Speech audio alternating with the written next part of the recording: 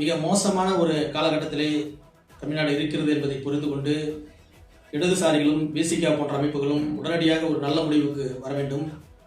தேர்தல் கூட்டணி என்பது வாக்குகளை பகிர்ந்து கொள்வதுதானே தவிர ஏதோ தாலி கட்டி கொண்டதை போல விசுவாசமாகவே கடைசி வரைக்கும் இருந்தாக வேண்டும் என்கிற நிர்பந்தத்திற்கு உட்பட்டது கிடையாது.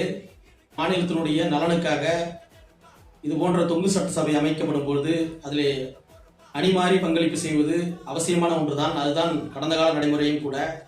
இது ஏதோ மிகப்பெரிய குற்றம் போலவும் தரமற்ற செயல் போலவும் திமுகவை சேர்ந்த சிலர் பேசிக்கொண்டிருக்கிறார்கள். நடுநிலையாளர்கள் என்று சொல்லக்கூடியவர்களும் அப்படி பேசிக்கொண்டிருக்கிறார்கள். அது தவறு.